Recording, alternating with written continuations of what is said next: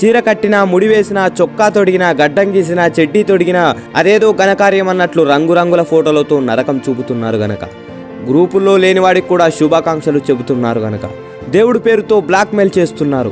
మా బామ్మర్దికి, సడ్డకుడికి, మేనల్లుడికి, మరదలు ప్రియుడికి, ప్రియురాలికి, మొగుడికి శుభాకాంక్షలు చెప్పండని బిచ్చం అడుక్కుంటున్నారు గనక, కళ్ళు తాగిన ఫోటోలు, ఒళ్ళు కడుక్కునే ఫోటోలు, నల్లులు చంపిన ఫోటోలు, పిల్లితో దిగిన ఫోటోలు.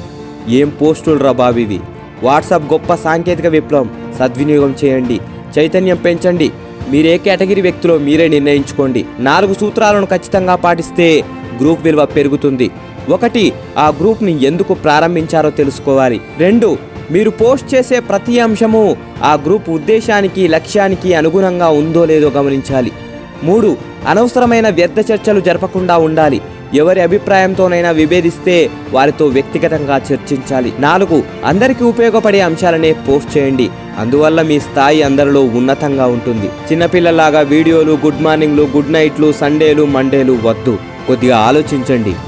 జై హింద్.